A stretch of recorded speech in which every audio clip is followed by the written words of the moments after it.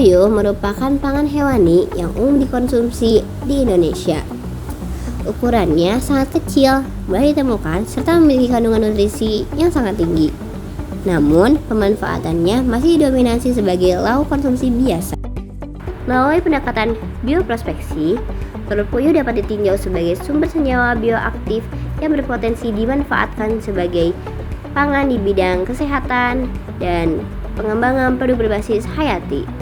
Berbagai kandungan seperti fosfolipid, lutein, zeaxanthin, vitamin B kompleks, asam amino esensial, selenium, zinc, zat besi menjadikan telur puyuh sebagai potensi biologis yang menarik untuk dikaji.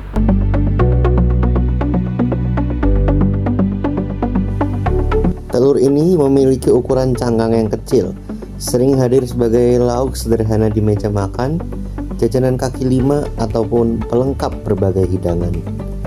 Bagi sebagian besar masyarakat, telur puyuh hanyalah bagian pangan biasa. Namun, di balik cangkang mungilnya, tersimpan kompleksitas biologis yang mulai menarik perhatian dunia pangan dan kesehatan. Di balik produksi harian yang rutin, kualitas telur puyuh adalah salah satu faktor penting yang harus diperhatikan. Salah satu komponen penting dalam telur puyuh adalah fosfolipid, terutama lecithin. Lecithin merupakan komponen penyusun membran sel yang sangat penting untuk menyusun struktur sel tubuh. Senyawa ini juga berhubungan dengan kesehatan sistem saraf, komunikasi antar sel, serta mendukung fungsi otak. Telur puyuh juga mengandung karotenoid, terutama lutein dan zeaxanthin. Kedua senyawa ini dikenal sebagai antioksidan penting bagi kesehatan mata. Lutein dan zeaxanthin membantu melindungi retina dari stres oksidatif serta paparan cahaya berenergi tinggi. Kandungan mineral seperti selenium, seng, dan zat besi turut menjadi komponen penting pada telur puyuh. Selenium dan seng berperan sebagai kofaktor enzim antioksidan loh. Sementara zat besi berperan penting dalam membentukkan hemoglobin serta membantu mencegah anemia loh guys. Berbagai kandungan bioaktif pada telur puyuh membuka peluang manfaat fisiologis yang beragam. Beberapa komponen di dalamnya diketahui memiliki potensi antioksidan. Kalian tahu nggak sih guys, antioksidan bekerja membantu tubuh untuk menghadapi radikal bebas yang dapat memicu kerusakan sel. Pandangan masyarakat terhadap telur puyuh menunjukkan bagaimana pangan lokal dapat berkembang dari sekedar bahan konsumsi menjadi bahan bagian dari edukasi kesehatan. Puyuh di Garut, Jawa Barat. Untuk lebih lanjutnya, mari kita tanyakan langsung kepada Ibu Iis yang sedang ada di kandang. Oke teman-teman, ayo.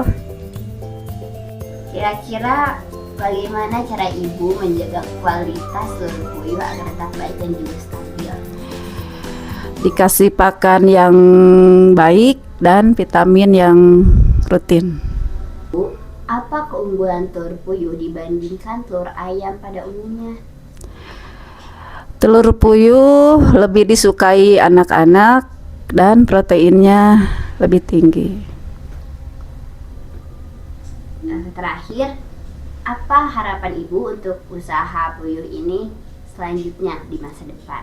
Ya, mudah-mudahan lebih berkembang dan harganya terus stabil.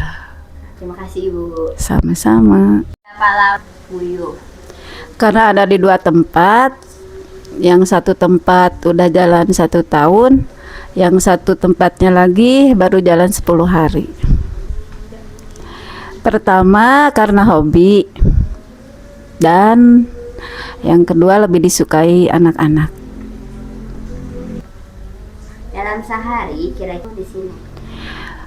Tergantung banyaknya burung. Misalnya kalau burungnya 100, kalau bertelur semua ya 100. Kalau per kilo bisa jadi 1 kilo lebih dalam 100 burung. Ada nggak sih Bu kendala terbesar dalam beternak puyuh ini? Ada, misalnya kalau lagi membuang kotorannya dan harganya selalu naik turun. Bagaimana cara ibu menjaga kualitas telur agar tetap stabil dan juga bagus? Dikasih pakan yang baik dan vitamin,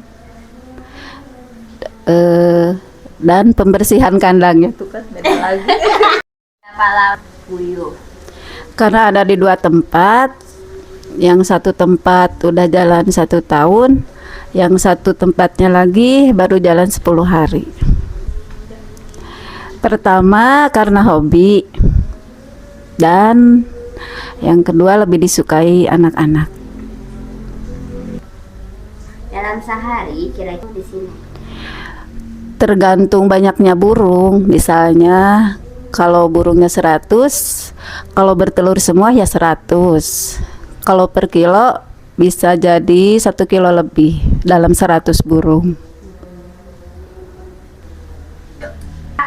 Ada nggak sih Bu kendala terbesar dalam beternak puyuh ini? Ada, misalnya kalau lagi membuang kotorannya, dan harganya selalu naik turun.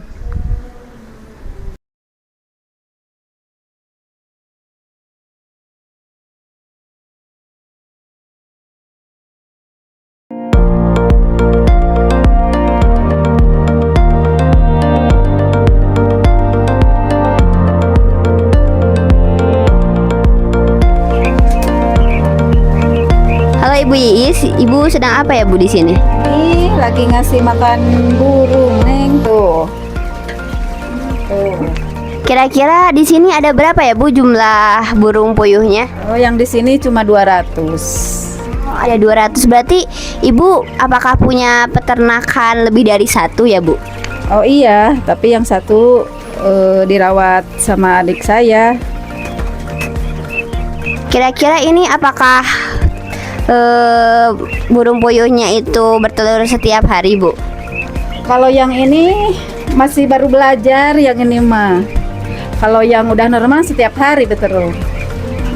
Ibu, apakah saya boleh meminta waktu Ibu untuk bertanya lebih lanjut soal peternakan burung puyuh ini Bu? Boleh, boleh. Oke, baik, kita bisa mengobrol mungkin di kediaman Ibu. Oh iya, boleh. Terima kasih Ibu, terima kasih.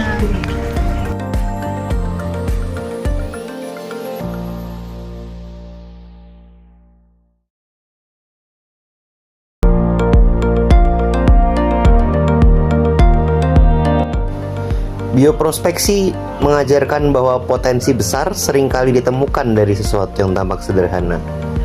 Melalui kajian terhadap telur puyuh, kita melihat bagaimana sebuah bahan pangan sehari-hari dapat menyimpan kompleksitas biologis yang bernilai.